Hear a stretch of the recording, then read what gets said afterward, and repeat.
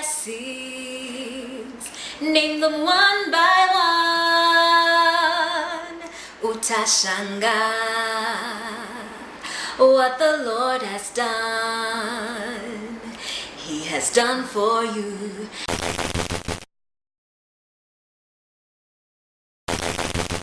I started singing from when I was really young. I grew up in the church. My mom is a pastor, so I've always been in ministry one way or another.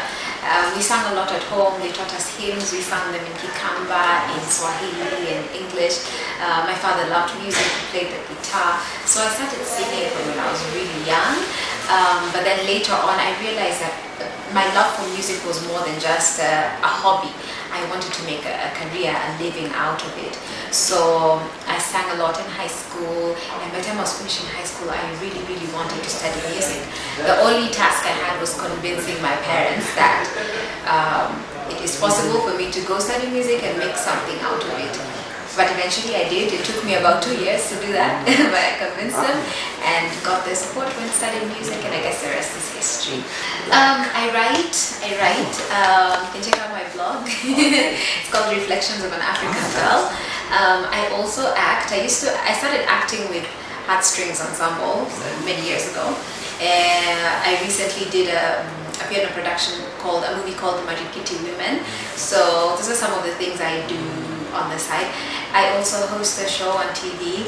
So yeah, just around the creative arts is what I do. And then, like, how do you multitask or manage to do TV and music at the same time? Because I think it's so time-taking.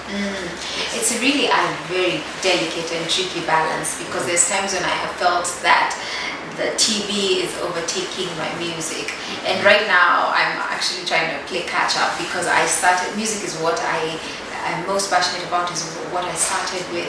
So for me, it's important that music remains to be the core of what I do. So it's a balance that you have to keep working and reworking to ensure that one is not suffering over the other one. True. Yeah. And then, I actually don't like to focus on negativity, because I'm about giving hope, and that's what I want my brand to be identified with. So I don't focus on things that have already happened. It happened, whatever happened, happened. What I can talk about is the fact that I am definitely a better person, a stronger person, because obviously when you go through backlash from people, it either breaks you or it makes you. And for me, I believe that everything that comes my way, good or bad, has made me a better person. I'm here for it. And also the fact that I'm a media personality, I'm doing my music, I'm doing TV, it might not be the last time. Next year it might be something else, it could be, oh, she walked around with a torn dress, it could be anything really.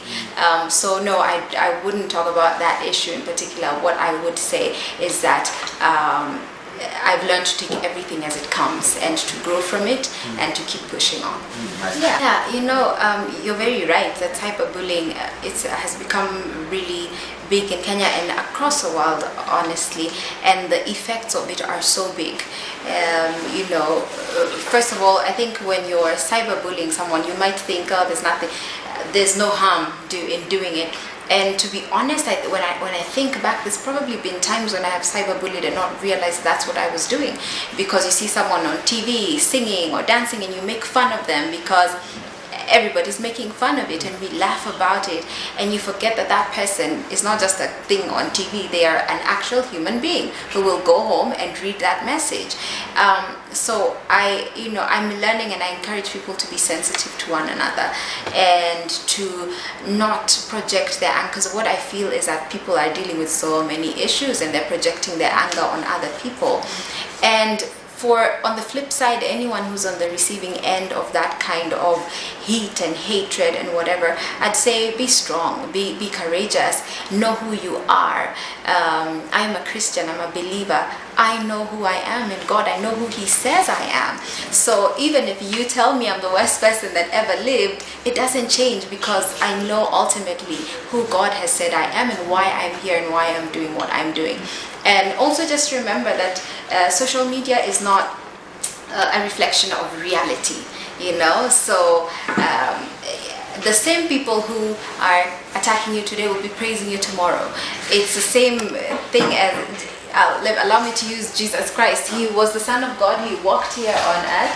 People praised him, and then they said, crucify him, you know. So it's not, it's just that it's on the internet now, but it's always been there. Just always know who you are and why you do what you do, and allow everything else to just pass, because it will pass. Yeah.